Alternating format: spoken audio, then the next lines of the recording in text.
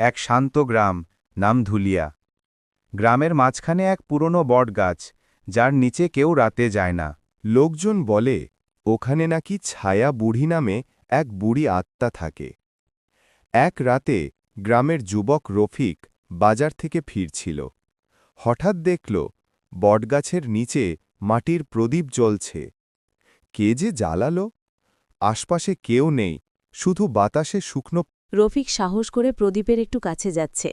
রফিক প্রদীপের কাছে গিয়ে দেখছে এক বুড়ি চুল ছড়িয়ে বসে আছে।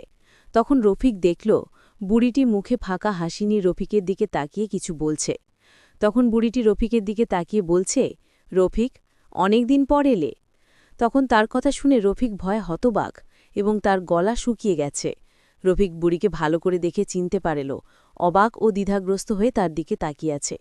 রফিক বুড়িকে চিনে ফেলে এবং তার মনে পড়ে যে এই বুড়ি ৩ বছর আগে মারা গেছে, যার ফলে সে আরও বেশি ভীত ও হতবাক হয়ে রফিক গেছে। দেখল হঠাৎ করে ঝড়ো বাতাস বইছে এবং চারপাশের পরিবেশ আরও রহস্যময় হয়ে উঠল। ঝড়ো বাতাসে প্রদীপটি নিভে গেল এবং চারপাশের পরিবেশ আরও অন্ধকার ও ভুতুড়ে হয়ে উঠল। রফিক দেখল বটগাছের ডালগুলো হঠাৎ করে দুলে উঠছে এবং বাতাসের গতি আরও তীব্র হয়েছে।